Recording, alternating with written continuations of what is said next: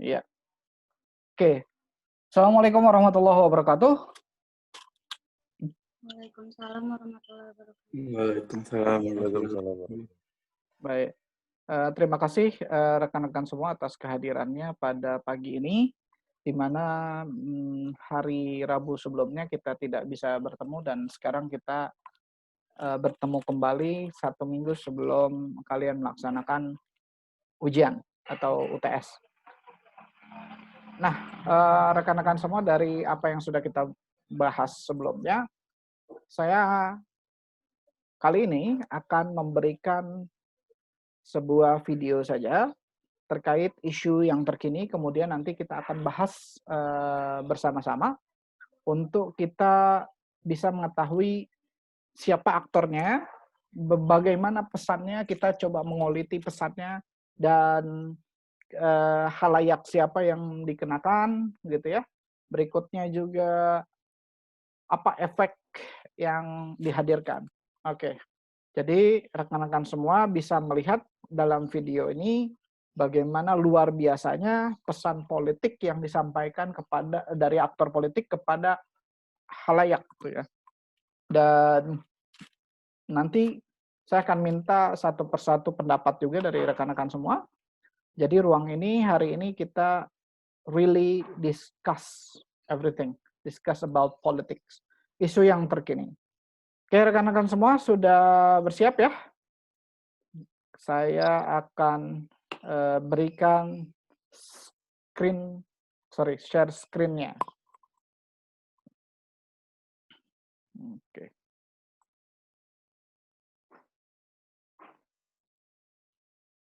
Iya.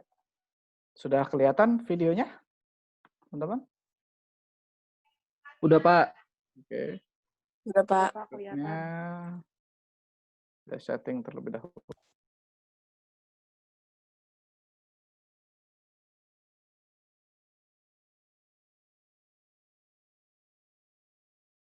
Prancis belakangan ini menjadi trending topik karena sang presiden beberapa kali mengeluarkan pernyataan yang kontroversial mengenai agama Islam. Alhasil sejumlah negara yang mayoritas memang penduduknya Muslim, khususnya di negara-negara Timur Tengah, kompak mengecam Prancis. Bahkan Timur Tengah berjamaah boykot Prancis. Apa sebetulnya yang sudah dilakukan Presiden Prancis sampai membuat negara-negara Arab dan sekitarnya itu panas, dan bagaimana dampak dari pemboikotan ini terhadap ekonomi Prancis, kita akan bahas bersama. Jadi Presiden Prancis Emmanuel Jean-Michel Frédéric Macron ini memang sudah memicu kontroversi mengenai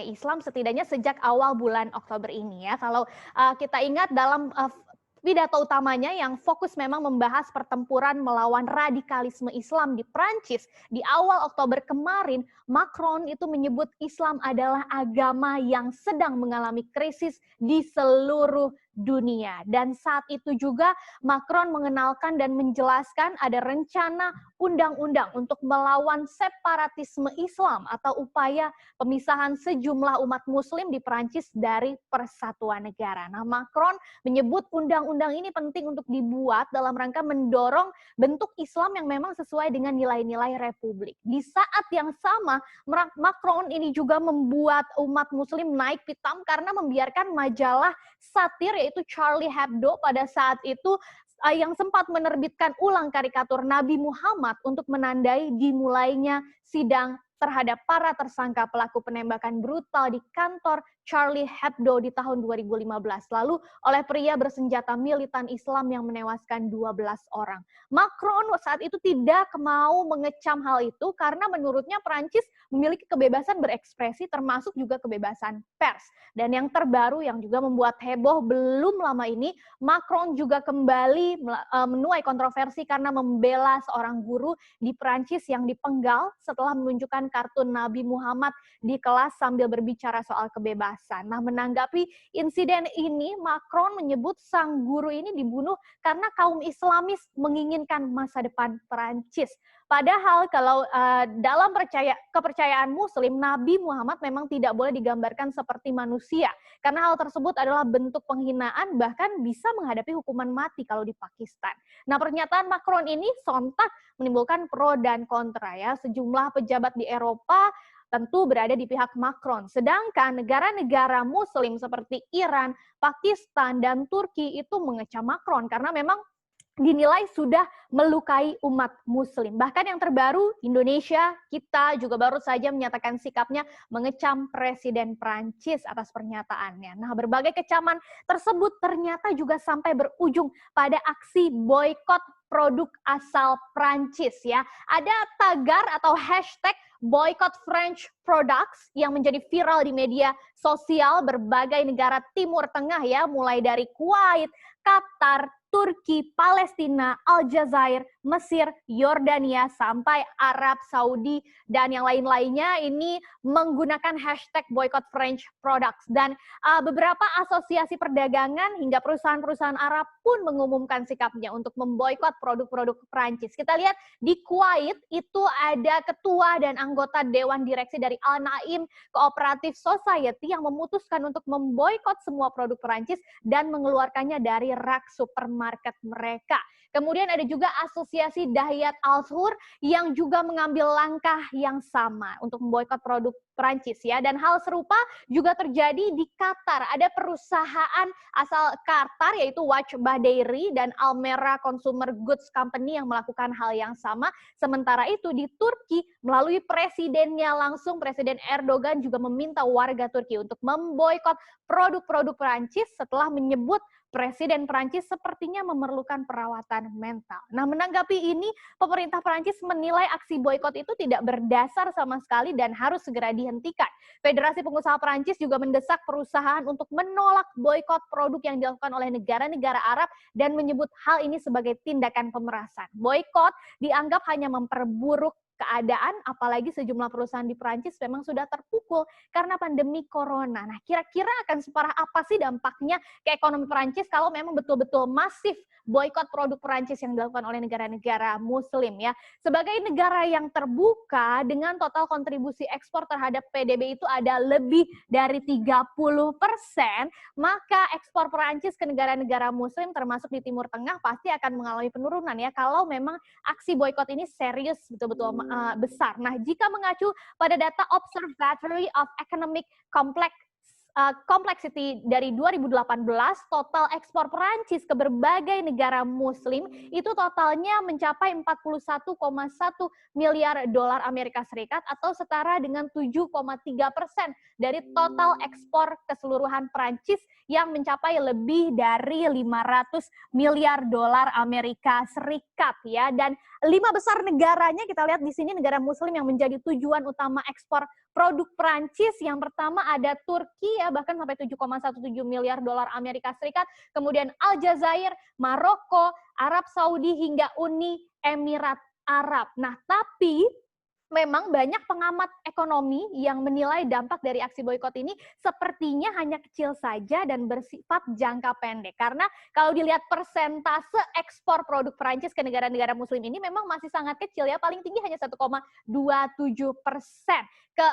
Ke sejumlah perusahaan yang penjualannya memang fokus di Timur Tengah, itu yang punya porsi besar, tentu akan terdampak. Tapi kemungkinannya masih jauh lebih kecil dari dampak COVID-19 ke ekonomi Prancis sendiri. Nah, sektor apa saja yang kira-kira bisa terdampak karena memang ada hubungan erat antara Prancis dan negara-negara Muslim. Ya, yang pertama ada dari sektor pertanian ya. Dari sektor pertanian ini khususnya di gandum karena selama ini Prancis adalah pengekspor utama produk pertanian global. Tapi ternyata hanya 3%-nya saja nih yang diekspor atau dikirim ke Timur Tengah dan memang didominasi oleh biji-bijian. Nah, selanjutnya ada supermarket yang salah satunya yang juga viral di media sosial adalah aksi boykot Carrefour yang merupakan salah satu supermarket ternama di Prancis gitu ya, dan ini juga buka di sejumlah negara Timur Tengah, mulai dari Pakistan, Lebanon, Bahrain, Maroko dan yang lainnya. Kemudian dari sektor energi ya,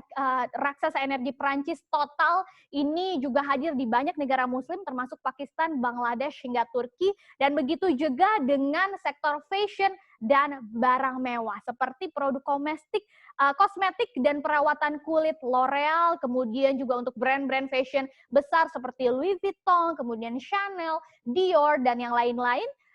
Ini juga ada di beberapa negara Muslim, tapi memang Timur Tengah hanya menyumbang sebagian kecil penjualan dibandingkan dengan Amerika Serikat, Asia, atau Eropa. Kemudian dari sektor pertahanan dan ruang angkasa, sebagai salah satu negara pengekspor senjata terkemuka di dunia juga, perusahaan asal Prancis, Thales, ini juga menjual senjata, teknologi penerbangan, dan sistem transportasi umum ke sejumlah negara Muslim, termasuk Arab Saudi, Uni Emirat Arab, Turki, hingga Qatar. Kemudian Mesir dan Qatar ini juga ternyata merupakan beberapa negara yang sudah memesan jet militer Rafale dari Dassault, dan ini terakhir ada sektor otomotif, ini juga ada kaitannya karena produsen mobil Prancis Renault mencantumkan Turki itu sebagai pasar terbesar ke-8 dengan penjualannya di semester pertama tahun ini saja sudah hampir 50.000 unit. Begitu juga dengan PSA ini yang membuat merek-merek seperti Peugeot dan Citroën itu juga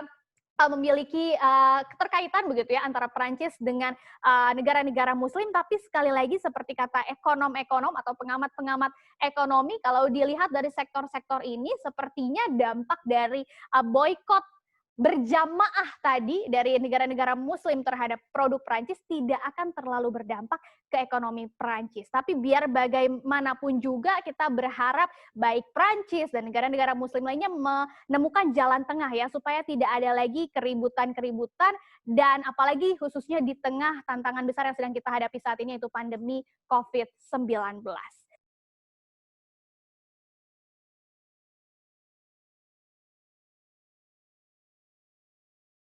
Oke, baik. Rekan-rekan semua sudah menyaksikan tadi ya. Ada permasalahan terkait kawasan Timur Tengah dengan juga Prancis, gitu ya. Oke, sudah tahu isu ini sebelumnya? Semuanya sudah tahu isu ini sebelumnya?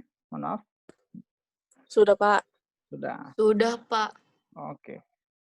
Sekarang kalau kita lihat, siapakah aktor politik yang memainkan isu boykot ini? Komunikator politiknya siapa? Teman-teman?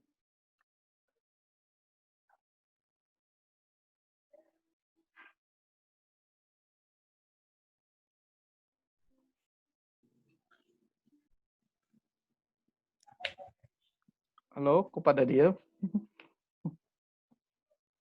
Pak, gimana Pak? Maaf tadi Pak. Bingung, Pak. Kok bingung? Ulang. Komunikator politik yang memainkan isu boykot ini.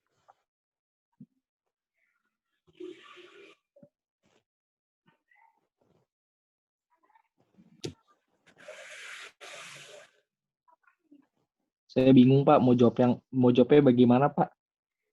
Bingung. Iya Pak. Kalau aktor boykot Pak, yang pastinya itu tinggi negara Timur Tengah Pak. Kayak contoh ya, di Turki ada Erdogan, ya kan? Ya. Terus kayak misalkan mana lagi tuh yang boykot produk Prancis ya. Terus tanya Turki doang baru Pak. Oke, yang paling keras mungkin Turki ya. Oke. Iya Pak, benar. Sekarang komunikator politik terkait isu Muhammad itu tersendiri.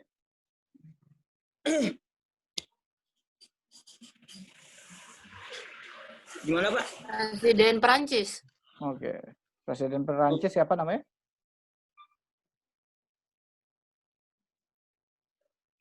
Nggak tahu, Pak. Emmanuel Macron. Oke, Emmanuel Macron ya. Macron.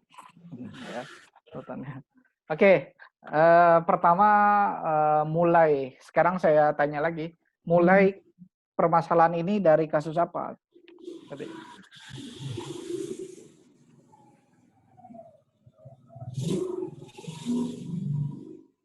Mulai permasalahan ini dari kasus apa tuh? Hadirnya boykot memboikot ini.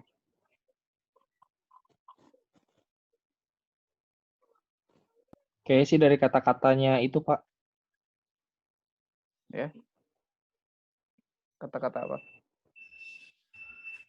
Yang diucapkan itu, Pak, sama Presiden Prancis, kalau nggak salah. Oke, ya. Oke, saya sedikit gambarkan diawali dari kasus Charlie Hebdo ya. Ada majalah namanya Charlie Hebdo. Dia ini memang selalu membentuk kritik, membuat kritik terhadap siapapun, baik kritik terhadap politik maupun kritik terhadap sosial dan bahkan kritik terhadap agama. Nah, agama juga tidak hanya Muslim, tetapi juga agama tidak hanya terhadap pada Islam gitu ya, tetapi juga pada agama-agama yang lain gitu ya. Karena Prancis itu menerapkan egalite, fraternite gitu ya. Hal-hal yang tersebut itu tidak menjadi masalah. Artinya memiliki prinsip keterbukaan. Siapapun mau mengoceh apapun gitu ya, segala macam kritik gitu itu disampaikan yang jelas memiliki argumen misalnya. Jadi kayak gitu. Nah, kasus ini akhirnya mencuat pada saat itu dulu waktu itu. Kemudian bisa diredam gitu ya kasus Charlie Hebdo. Kemudian sekarang terulang kembali bahkan dikuatkan oleh Macron gitu ya, katanya tidak bermasalah bahkan mendukung gitu ya. Termasuk ada guru yang akhirnya tadi yang dijelaskan ya, artinya dipenggal gitu ya karena menunjukkan kartun gambar Nabi. Dia mengatakan bahwa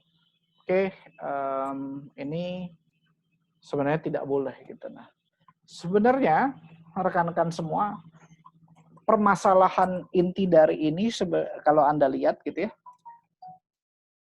Kalau Anda lihat ini, apa yang menyebabkan kok umat muslim itu marahnya sedemikian rupa hingga ingin memboikot gitu.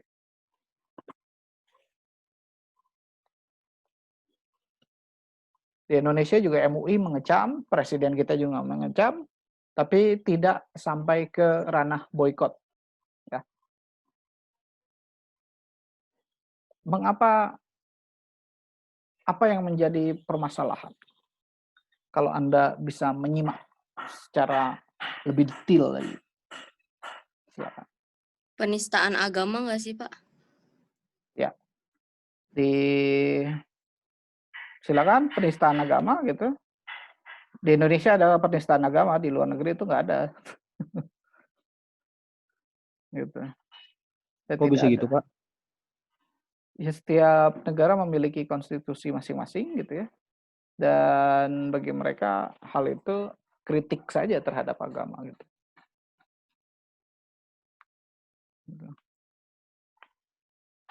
Kayaknya sih Pak, dari Emmanuel Macron itu dia bisa ngomong gitu kayak tuh dia kayak udah radang mungkin Pak, kayak di Prancis tuh mungkin kekerasan yang bermotif agama tuh mungkin udah banyak Pak, separatismenya gitu.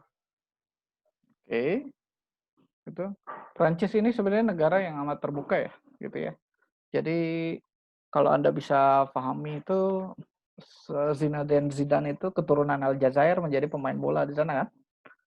Do you know Zinedine Zidane? Iya Pak. Oke. Itu keturunan Aljazair. Artinya banyak imigran. Banyak sekali imigran yang mendatangi Prancis karena Prancis memiliki keterbukaan yang luar biasa. Gitu ya. Artinya mereka tidak bermasalah ada imigran dan itu, dan terkadang memang budaya-budaya imigran ini akhirnya tercampur dengan budaya Prancis sekarang. Gitu. Nah, teman-teman semua, kalau kita melihat dari sisi itu, sosialnya amat sangat luar biasa, gitu ya, terbuka sekali. humble sekali gitu ya. Tapi kenapa kok hal ini bisa menjadi hal yang besar gitu ya, hal yang mengakibatkan orang kecewa terhadap Prancis gitu ya. Tadi rekan kamu mengatakan ada dari Emmanuel Macron-nya itu sendiri kesal dengan itu, apa sih namanya, tindakan-tindakan separatis ya, dari separatis Muslim itu sendiri. Bisa jadi, tetapi saya meminta argumen yang sedikit lebih kuat terkait itu gitu ya. Jadi sekarang kalau kita lihat lagi ya, mengapa kok dikartunkan gitu ya. Permasalahannya apakah kartunnya itu menistakan, apakah digambar gitu ya, apakah Nabi Muhammad itu digambar, itu yang pertama. Silakan rekan-rekan semua. Berdasarkan apa yang Anda pahami saja. Gitu. Kalau menurut saya sih bukan menistakan ya Pak. Oke ya. Lebih ke tidak menghormati kebebasan berkeyakinan sih Pak itu. Oke, Al-Fadhi ya.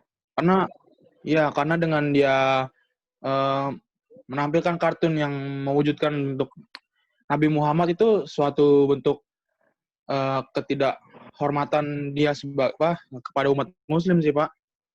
Oke, baik. Ketidakhormatan terhadap umat Muslim gitu. Sebenarnya, makasih Elvandi. Sebenarnya bagaimana orang harus menghormati Muslim tuh, teman-teman semua? Muslim itu harus dihormati seperti apa? Ada yang bisa menjawab dari teman-teman Muslim?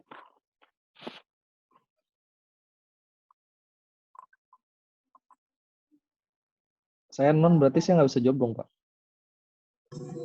Oh ya nggak perlu, Kevin. kita coba gali dari yang Muslim, teman-teman Muslim. Gimana supaya saya bisa menghormati kamu dalam berkeyakinan? Apa ranah-ranahnya? Can you answer this? Supaya yang non juga tahu.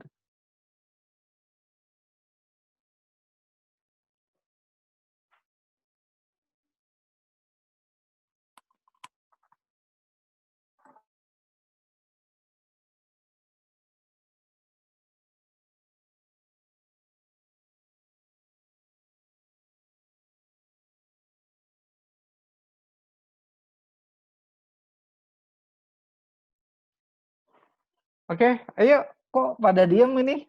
Videonya makin lama kok makin pada di close semua. Bingung, Pak.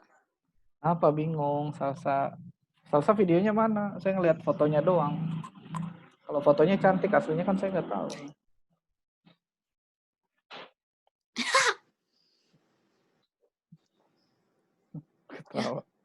Allah, aduh.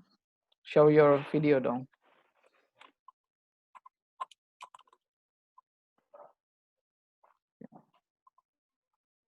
Ya. How to. Pertanyaannya adalah how to. Bagaimana orang lain bisa memahami cara kita beribadah sehingga mereka tidak masuk dalam penistaan itu. Teman-teman ada yang bisa jawab? Nih.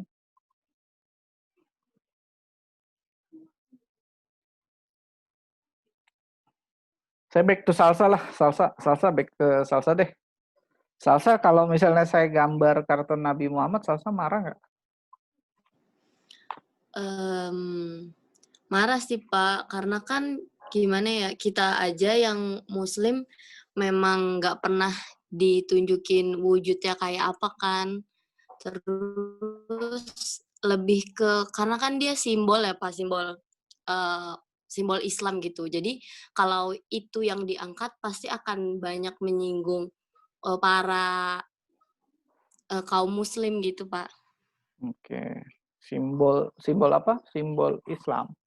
Simbol Muslim. Iya gitu. Nabi Muhammad kan orang biasa. Benar nggak?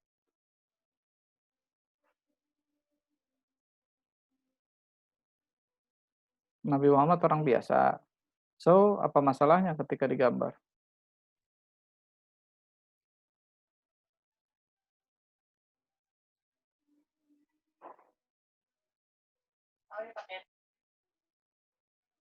Come on. Salsa. Saya bingung Pak, skakmat. Oke, yang lain selain salsa, yang cowok, Anita, ini cewek Anita ya. Sigit Surya, coba Sigit Surya. Tunjukkan gitu. Hajar gitu.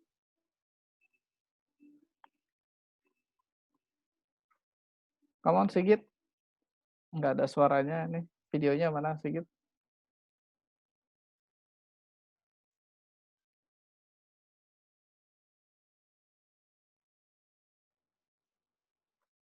Oke.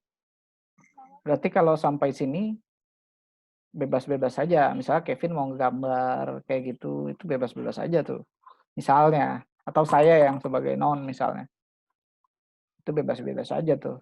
Karena tidak ada argumentasi yang bisa diterima nih dari teman-teman semua terkait ini. Just Nggak apa-apa Pak, kalau misalkan mau digambar, agama saya masih open recruitment kok Pak. Agama lo gambarnya di mana-mana, Kevin. Pak, Iya, boleh makanya nambahin nggak kalau sih Pak? mau ada kartunnya open recruitment kok. Iya, silakan Salsa. Oke, silakan. Mungkin lebih ke ini kali ya Pak. Kalau digambarkan,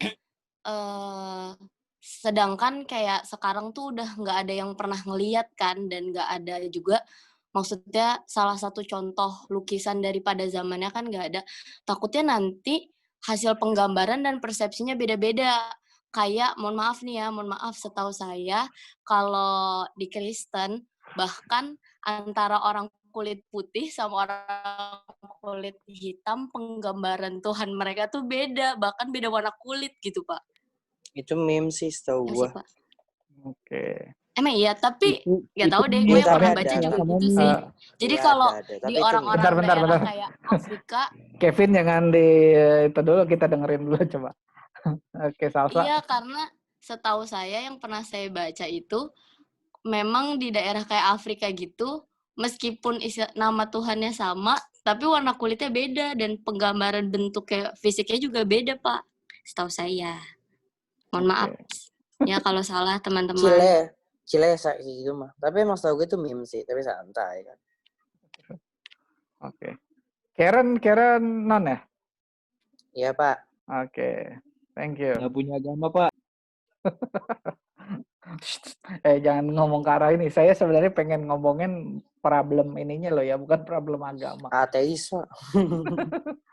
It's okay, kamu mau ateis kayak mau apa kayak terserah kamu itu. Karena kadang ateis juga menggali pikiran tuh lebih kuat juga gitu. Nah, ya.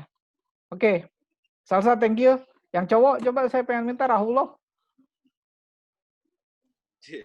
Bingung saya Pak kalau urusan agama ini. Saya nggak ngomong agama. So how do non-Muslim untuk bisa appreciate you, bagaimana bisa tahu gitu ya, supaya mereka tidak melakukan kesalahan nih, gitu. Kan hal ini kan karena satu sisi dia ngomong kebebasan, satu sisi dia ngomong penistaan nih, gitu. Kan ini problemnya di sini.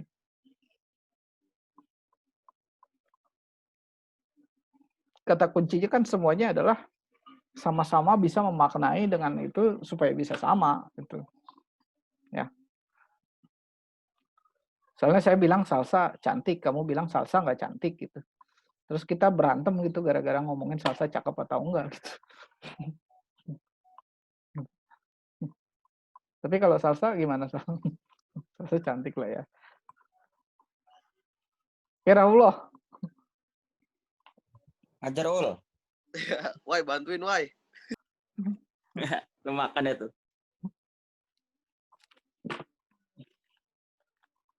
Pak, saya bingung dah Pak, nyerah Pak. Oke. Ada yang ingin itu lagi? Anita Dewi Lestari? Do you have an argument for this? Halo Anita, can you hear me? Oke. Khawatiran saya ada yang coba masuk tapi nggak pernah ikut kuliah, gitu ya. Oke, Farid Kuncoro. Oke, Anita, I'm sorry, saya harus remove kamu dari ruangan ini. Oke. Oke, Farid Kuncoro, can you hear me? Iya, Pak. Oke, silakan.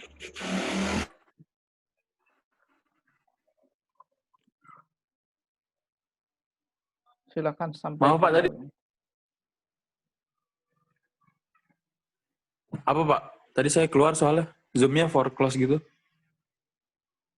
Ya, tadi terkait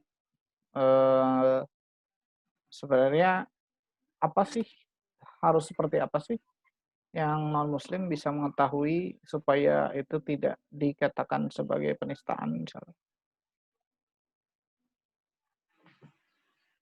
Yang soal penggambaran Nabi Muhammad itu, Pak. Yap, betul.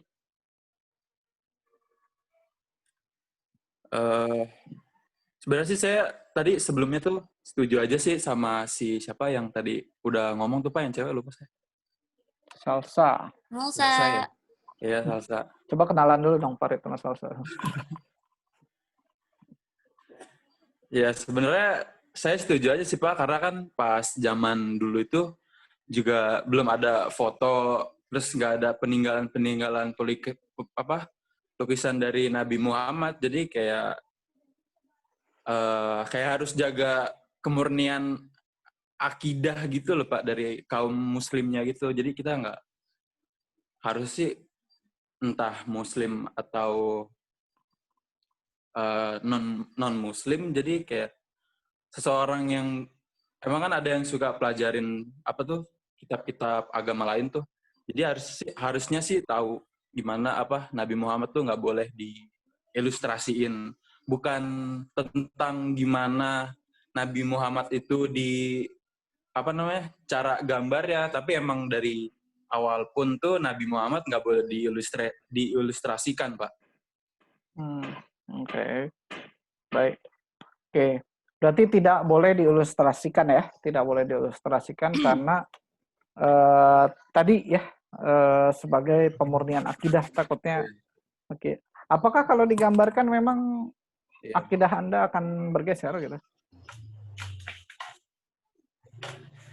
Kan jadi nimbulin apa namanya persepsi yang beda-beda Pak, penggambaran dari Nabi Muhammad tersebut gitu Pak, kalau menurut saya. Oke, baik, terima kasih. Thank you semuanya. Oke, saya coba rangkum ya. Ini pentingnya untuk kita sama-sama mempelajari lebih dalam lagi terkait agama kita juga sebenarnya. Pak, saya mau nambahin bisa nggak sih Pak? Oh, silakan Wahyu. Sebelum kita bahas kayak gini, kayaknya kita flashback dulu dikit ya. Flashback ke zaman di mana Nabi Muhammad dulu pernah hijrah dari Madinah ke Mekah ya kan. Di saat itu sahabat ingin menetapkan tahun Islam ya kan. Nah di situ sahabat Umar, Utsman, Ali, Abu Bakar segala macam dia tuh pengen netapin tanggal Hijriah atau tanggal Islam ya kan. Terus ada salah satu sahabat yang ingin merekomendasikan, itulah ibaratnya ya. Dia pengen penetapan tanggal Hijriah ini menggunakan tanggal lahir Nabi. Lalu oleh Umar tidak boleh Pak. Nah itu dari situ aja bisa kita lihat tanggal lahir Nabi aja nggak boleh tanggal kematian Nabi aja nggak boleh, tanggal kematian sama tanggal kelahiran nggak boleh buat penetapan tanggal Hijriah. Apalagi muka Nabi Pak, gitu sih kurang lebih Pak. Well, keren juga nih, tampang preman tapi hati beriman nih kayaknya. Wah, iya gitu Pak. Baik. Gila Pak, Wahyu Pak. Dan keren. Suwe. Mantap. Baik. Guru. Thank you Wahyu. Jadi Pak, karena kan sama-sama. ini ya tadi apa yang digambarkan oleh Wahyu, Salsa, kemudian juga sama siapa tadi Farid Kuncoro, that's great ya. Basically kenapa kok tidak ada gambaran terhadap wajah gitu ya. bahkan penetapan tanggal gitu ya tadi itu juga pro kontra, tanggal lahir Nabi, tanggal kematian Nabi segala macam gitu ya.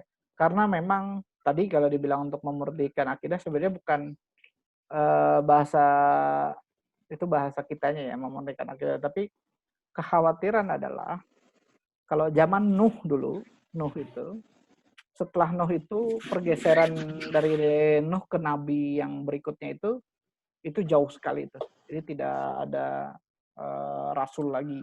Setelah itu baru muncul nanti setelah Nuh baru beberapa tahun kemudian. Nah, pada masa-masa itu akhirnya gitu ya, orang itu untuk memperingati seorang Nuh, memperingati Tuhan, itu ada yang mulai itu ada buat apa sih namanya? Pajangan gitu ya. Kemudian dibuat batu-batuan untuk memperingati, untuk mengingat lagi gitu ya. Kemudian itu. Nah, dari situ akhirnya gitu ya. Dari situ akhirnya orang sudah generasi berikutnya sudah bukan lagi itunya menganggap bahwa hal-hal tersebut malah menjadi Tuhan gitu ya. Jadi hadirlah kemusyrikan gitu lah. Jadi hadirlah kemusyrikan. Nah, kekhawatirannya ketika dibuat gambaran gitu ya. Nabi digambar, nabi dipatung, nabi di apa. Nah, ini syirik itu hadir lagi. Jadi bukannya kita murni itu mengingat nabi gitu ya, tapi malah kita syirik gitu ya. Nah, ini kekhawatiran tadi yang disebut Paretri Koncoro itu adalah murni akidahnya murni itu supaya murni gitu. Jadi kekhawatirannya karena musyrik itu gitu. Makanya tidak boleh ada gambar. Makanya dulu juga ada pro kontra. Kalau wajah kita digambar seperti apa, wajah kita difoto seperti apa gitu. Itu banyak kekhawatiran itu. Makanya ada ulama itu yang masih berdebat antara gambar itu tidak boleh dan boleh, foto itu boleh dan tidak boleh. Jadi masih seperti itu gitu ya. Nah, makanya apalagi Nabi Muhammad itu adalah nabi penutup gitu, rasul penutup. Jadi sehingga semuanya ini dikhawatirkan nanti timbullah kemusyrikan gitu. Nah, itu kata kuncinya gitu loh ya. Dan itu yang terjadi yang di apa sih namanya? Agama-agama sebelumnya gitu ya, sebelum Islam yang dipandang oleh umat muslim itu adalah sebuah kemusyrikan karena dia itu bukan itu kepada patungnya, tapi patung itu menjadi sesembahan yang menjadi apa sih namanya malah digambarkan itu adalah sebagai Tuhannya. Nah, ini yang Muslim khawatirkan. Jadi seperti itu nih yang bagi yang non Muslim juga supaya bisa sama-sama kita share sehingga kalau saya dalam bahasa komunikasinya Muhammad itu sudah menjadi sebuah simbol gitu ya, simbol kemurnian dari umat Islam, simbol akidah Islam juga.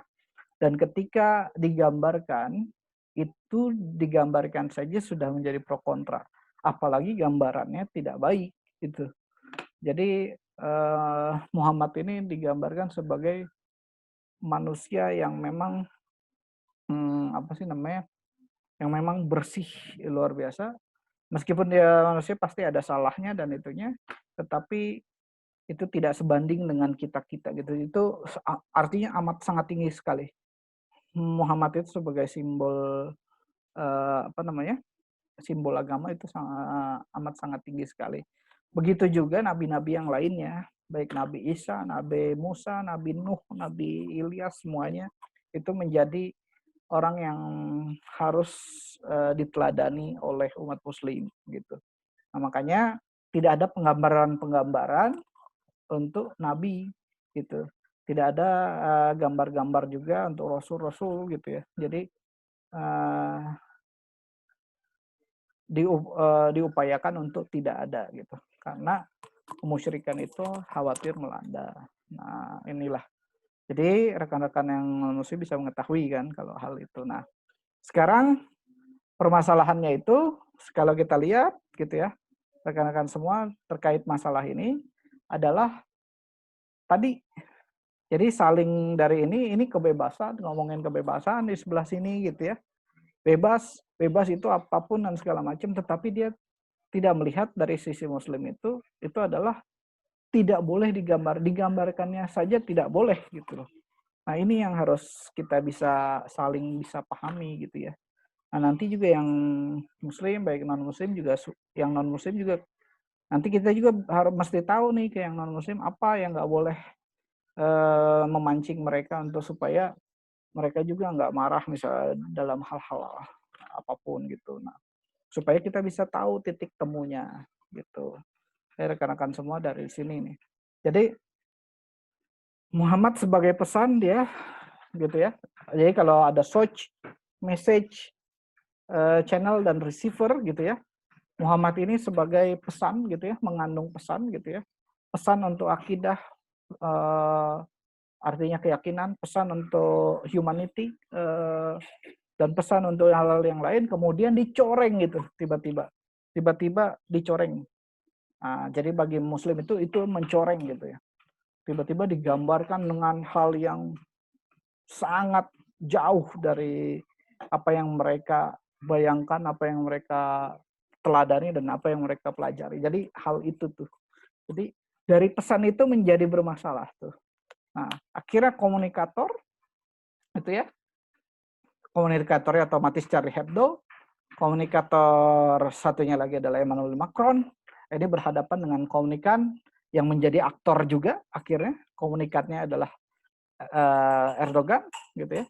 Kemudian dia menjadi aktor lagi untuk melakukan memboikot. Nah, dari sini kita bisa lihat efeknya adalah boikot itu. Ya. Dan Erdogan sekarang menjadi simbol sudah mulai menjadi simbol pemersatu bangsa-bangsa Arab nih gitu ya. Erdogan sudah menjadi simbol pemersatu bangsa-bangsa Arab karena dia adalah komunikan awalnya, sekarang menjadi aktor gitu ya, menjadi komunikator untuk menyampaikan pesan untuk boikot produk-produk Prancis gitu ya. Nah, efeknya itu akhirnya menjadi sebuah efek. Awalnya efeknya hanya teguran gitu ya. Berikutnya efeknya menjadi efek berupa boikot produk Prancis. Jadi kalau kita tulis S-nya apa, M-nya apa, C-nya apa, kalau C-nya channel itu berarti melalui media gitu ya. Medianya ada baik koran, elektronik maupun online gitu ya. Berikutnya komunikan, receivernya itu Erdogan, kemudian bangsa-bangsa Arab, kemudian ada efeknya sampai ke boikot gitu ya, proses boikot. Permasalahannya karena di message ketidakpahaman orang untuk terkait message itu gitu ya. Message yang satu mengagungkan, yang satu itu digambarkan ya karena manusia biasa ya udah kita bentuk ini aja. Nah ini yang harus bisa sama-sama kita pahami gitu. Baik. Rekan-rekan ada yang ingin menambahkan atau ingin bertanya silakan. Nah Kevin, Karen boleh nih silakan. Tadi Karen atau Kevin mau menanggapi terkait gambar yang apa sih namanya? Itu kan tadi Karen bilang itu meme gitu. Yang di Afrika itu, Pak. Ya, kayak gitu. Silakan. Tadi Supaya yang lain juga paham nih. Sorry ya kalau salah itu. Nggak apa-apa. Cuman ya nggak apa-apa. Kalau di agama gue sih bebas, maksudnya nggak pernah ada yang kayak orang kesindir gitu sih. Maksudnya kayak ya udahlah jadi bahan bercandaan doang, jadi lucu gitu sih. Bebas. Iya bebas banget dah pokoknya kalau di agama gue. Tapi ada ini loh ya, dulu ada film yang menggambarkan Yesus itu benar-benar apa ya, amat sangat parah, tapi itu juga membuat gerakan-gerakan Kristen dan gerakan Katolik itu marah besar sama itu.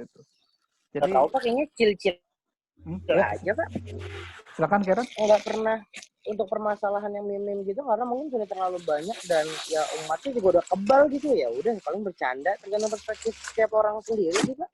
Oh, okay. Bukan meme, itu ada dulu saya inget Pak film apa gitu. Itu film Bruce Almighty bukan sih? Kenapa Rit? Messiah. Film Bruce Almighty.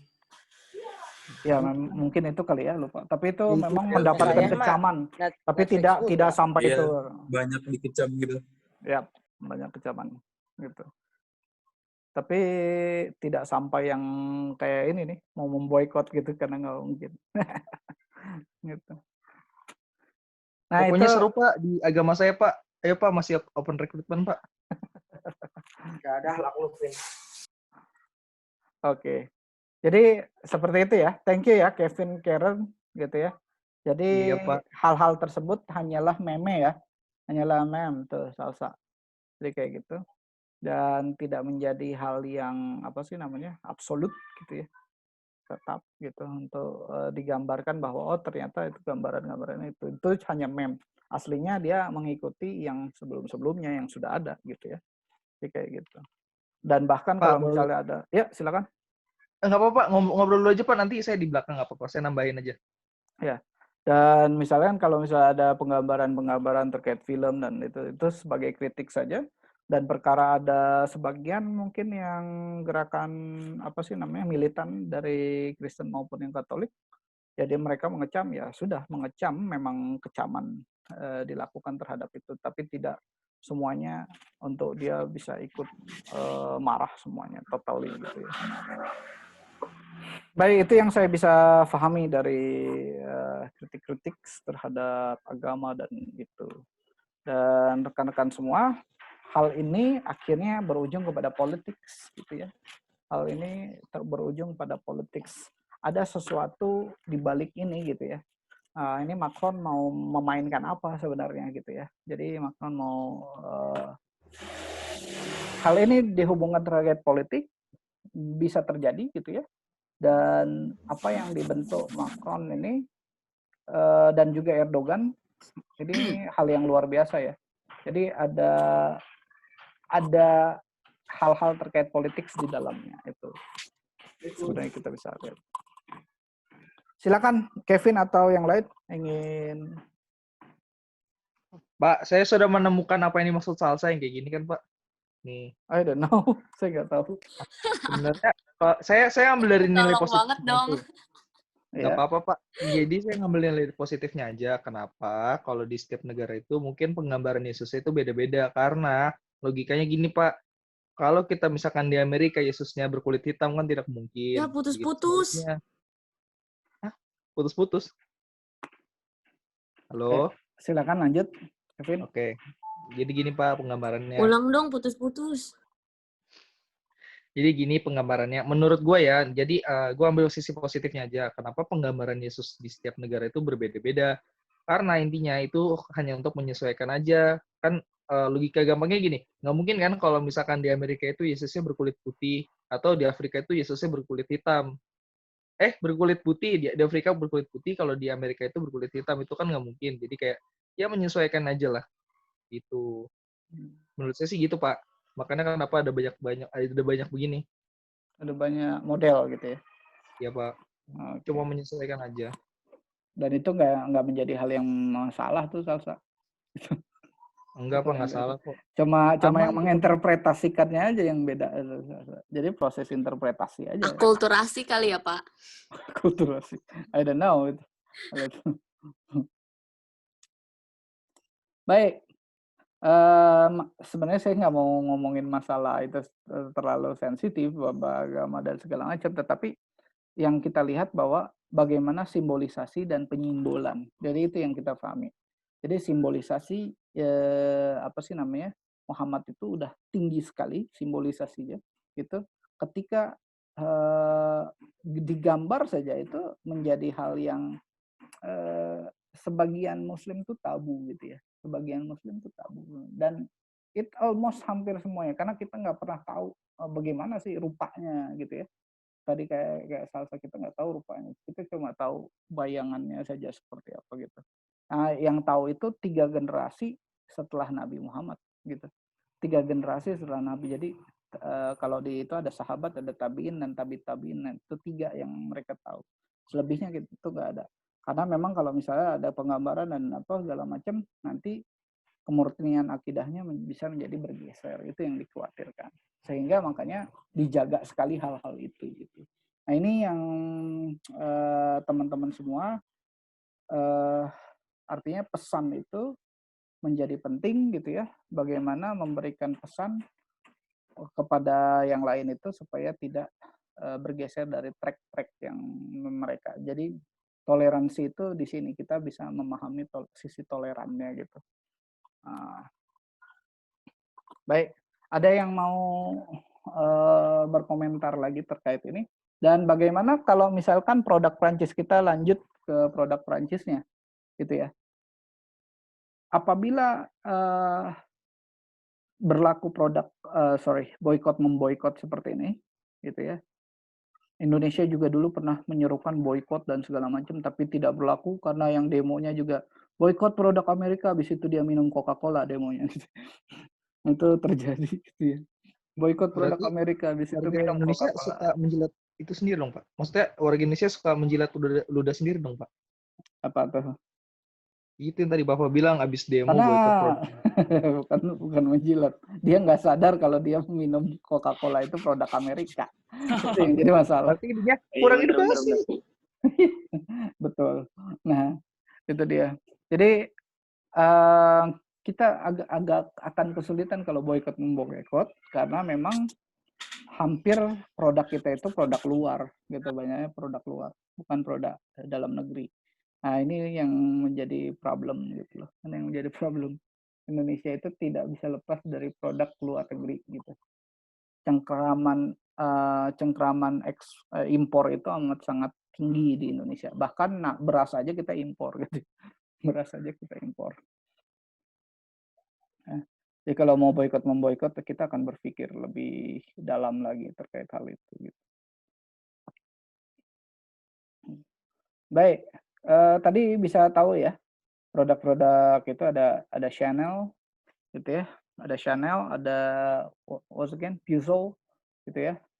Berikutnya ada hal-hal yang lain. Tadi kalau ekonom menganggap kalaupun diboikot itu tidak menjadi kebesar gitu. Tapi memang produk-produk Prancis ini amat sangat diminati oleh orang Barat sebenarnya, oleh orang Arab sendiri gitu ya. Terlebih di daerah-daerah Arab yang kaya-kaya seperti di Qatar atau di Turki sendiri gitu ya. Jadi kayak gitu. Ini berdampaknya bisa menjadi panjang gitu ya kalau politik seperti ini. Saya minta komentar dari teman-teman sejauh ini terkait hal tersebut gitu. Apakah ada yang bisa memberikan masukan atau tidak? Silahkan.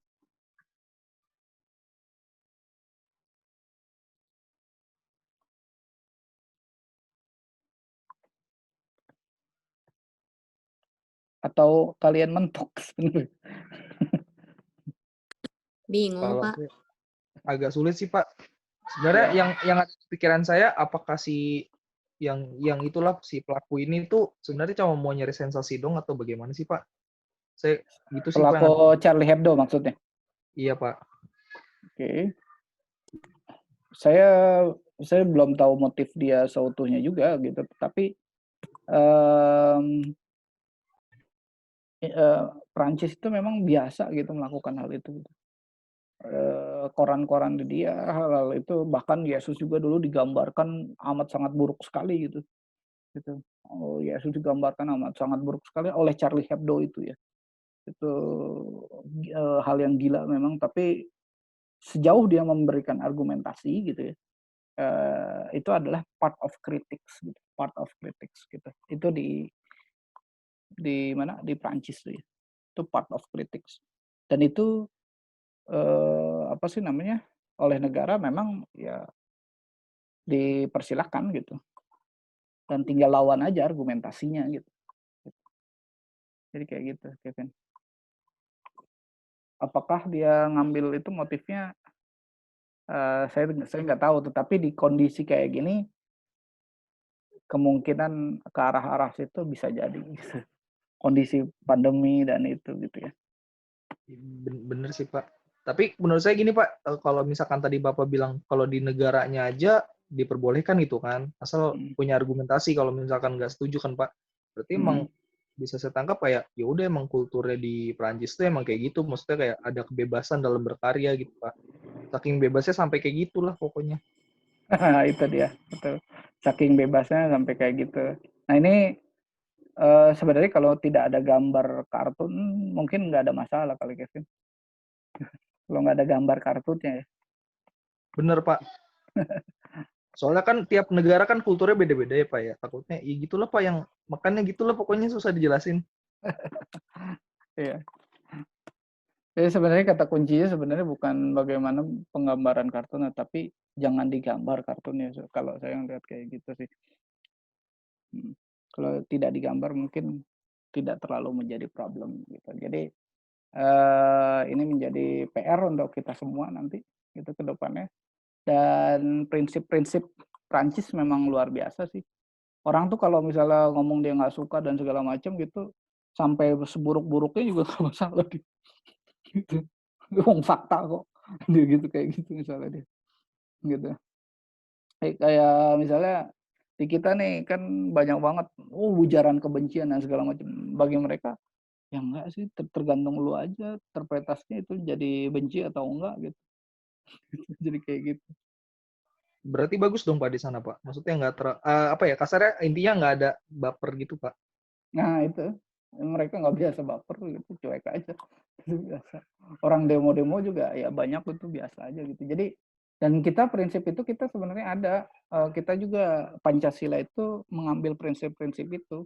Egaliter itu akhirnya kan keadilan sosial dalam masyarakat Indonesia itu egalite gitu. Jadi sama rata di itu. Kemudian kalau saya salah tolong di fraternity itu musyawarah mufakat tapi kita ambil ya. Tapi mampu menyuarakan itu. Menyuarakan kemudian tapi kita melalui musyawarah dan mufakat. Jadi kayak gitu. Konsep-konsep Pancasila juga banyak mengambil konsep itu sebenarnya. Tapi praktiknya kadang berbeda. Susah Pak di Indonesia Pak praktiknya. Iya.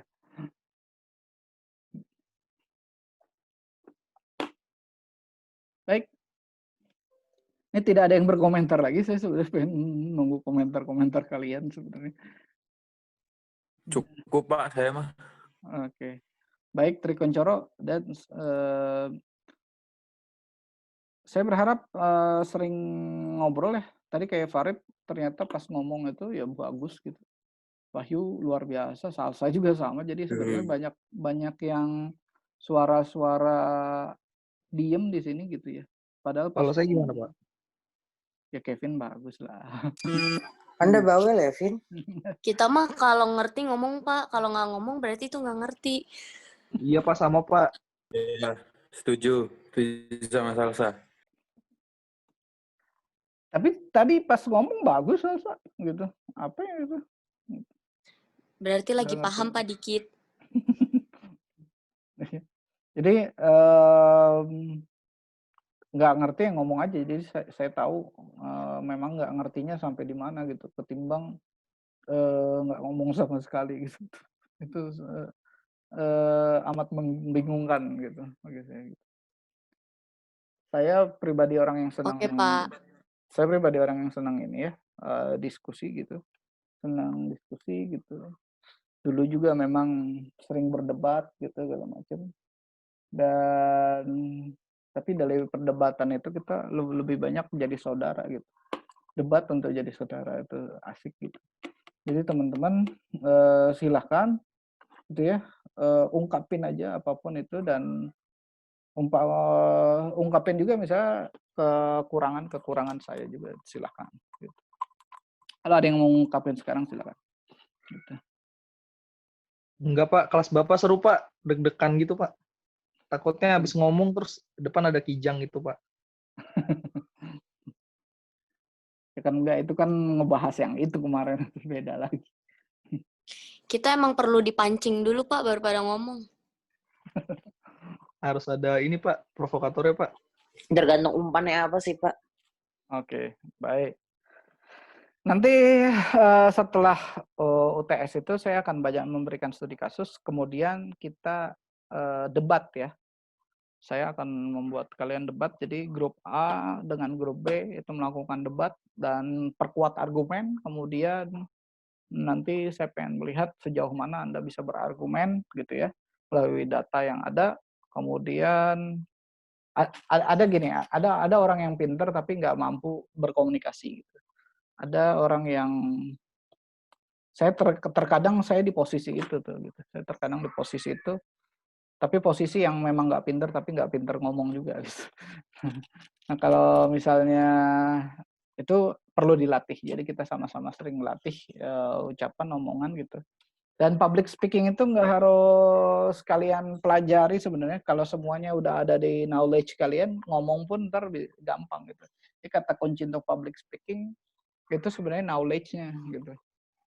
Ya, Anda sudah belajar public speaking? Sorry. Lagi belajar, Pak. Sudah, Pak. Kata kunci dari public speaking itu knowledge-nya. Kalau nggak ada knowledge-nya nggak akan mungkin bisa ngomong. Gitu, itu satu. Yang kedua, kalau Anda belajar public speaking, pasti Anda dipoles tata cara yang teknis. Percaya sama saya. Iya, Pak, bener, Pak. Dari mulai berdiri, dari mulai cara mengucapkannya, gitu kan?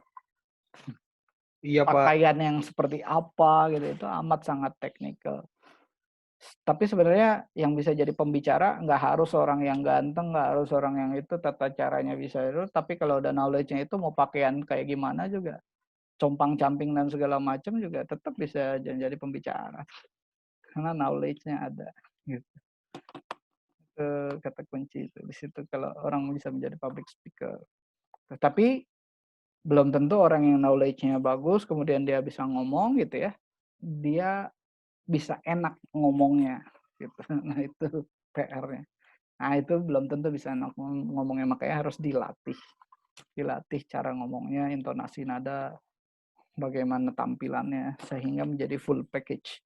Dan Bung Karno adalah orang yang nggak pernah belajar public speaking dan dia adalah orang yang luar biasa untuk Anda pelajari untuk public speaking-nya.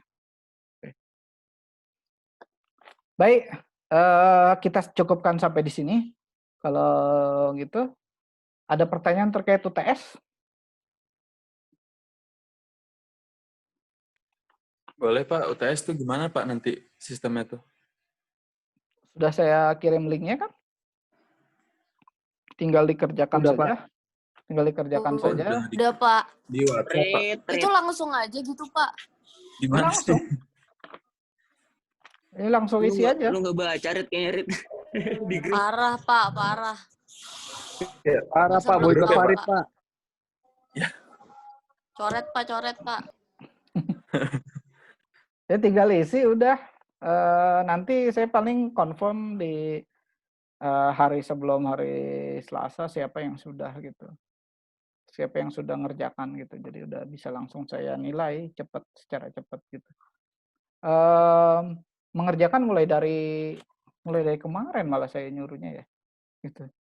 Mulai dari kemarin sampai nanti endingnya itu di hari H gitu. Gitu. Jadi waktu kalian bisa banyak, ada yang sambil ngerjain sambil ngopi-ngopi nggak masalah gitu. Karena waktunya Boro-boro panjang ngopi, banget. Pak. Boro-boro ngopi, Pak. Tugasnya banyak banget ini, Pak. Saya kan nggak ngasih tugas kan? Iya Pak, bener Pak. Harusnya dosen kayak Bapak semua Pak.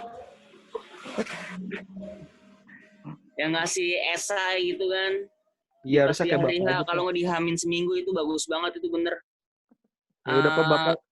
Saya dukung Bapak jadi direktur udara, peredaran Pak. darah di otak itu Pak kalau begitu. Kalau kayak dosen lain mah, aduh, mampet Pak, darah Pak di otak. Baik, enggak. Yang lain itu yang benar, saya nggak benar. Ya, Pak, buat Bapak saya dukung jadi direktur, Pak, selanjutnya. Baik, terima kasih ya. Ini udah ngalor ngidul nih ngomongnya nih. Ya, terima kasih atas pertemuan hari ini. Mudah-mudahan bisa bermanfaat dan kita bertemu lagi nanti setelah UTS. Wassalamualaikum warahmatullahi wabarakatuh. Waalaikumsalam warahmatullahi wabarakatuh. Makasih juga, Pak. Warahmatullahi wabarakatuh. Makasih, Pak. Makasih, Bapak. Kapten di mana ya?